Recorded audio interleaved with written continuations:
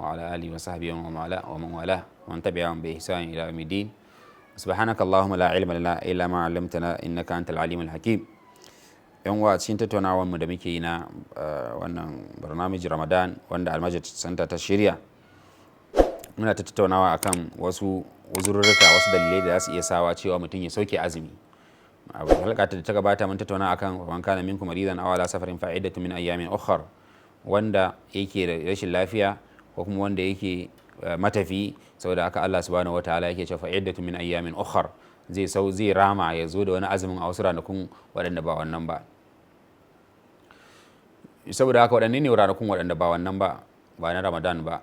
Wasu malaman suka ce ya zama wajibi mutum kafin wani Ramadan din ya zagayo ya rama wannan azumin Ramadan din, domin kiyaye imaninsa, domin kiyaye cewa bai san yaushe zai mutu ba, bai san yaushe Allah subhanahu wataala zai kira shi amsa kiransa ba. Saboda haka ya zama wajibi ya gaggauta wannan ramawan, ya gaggauta wannan ramun da Allah subhanahu wataala ya faɗa. Wasu kuma suke ganin cewa ko da ya haura wani Ramadan din babu laifi gare shi, domin babu wata aya wacce ta nuna cewa lallai sai ya rama a cikin wannan Ramadan kafin wani Ramadan din ya zagayo. Amma al-afdal wal aqrab lis-sawab, saboda mutum ya kiyaye mutuncinsa, ya kiyaye addininsa, shine kokari ya ga ya aikata abinda Allah subhanahu wataala ya umarce shi ala fawran, ay bi mujarrati ma kana afiyan an qad shuffiya min maradihi, ya warke daga cikin wannan cutar da rashin lafiyar take damunsa, sai ya gaggawa ya rama wannan azumi wanda ya rasa.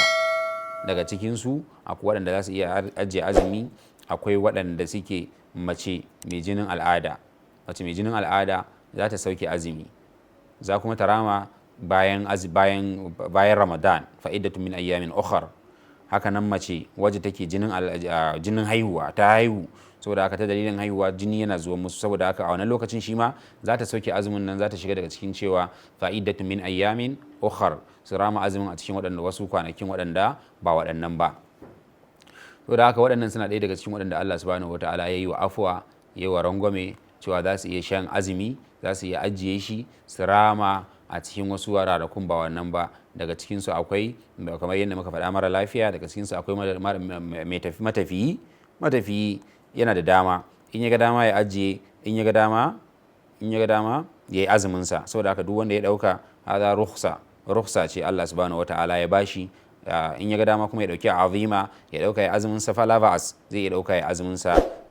Dukkanin wanda ya zaɓa ya yi daidai. Allah subhanahu wataala ya dama ce ya bashi, saboda ka'ida ta Allah subhanahu wataala wacce ya faɗa a can gaban ayar, yuridullahu bikum al-yusra wa la yuridu bikum al-usra wa litukmilu al-idda wa litukabbirullaha ala ma hadakum wa la'allakum tashkurun. Insha Allah anan zamu tsaya a wannan halka, sai kuma halka ta gaba insha Allah zamu ci gaba da tattaunawa. Wassalamu alaikum warahmatullahi wabarakatuh.